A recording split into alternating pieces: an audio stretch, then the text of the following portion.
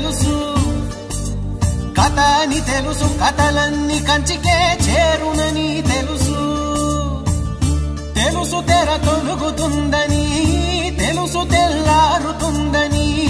తెలుసు ఈ కట్టె పుట్టుకుమంటదని తెలుసు ఈ మట్టి మట్టిలో కలిసిపోతదని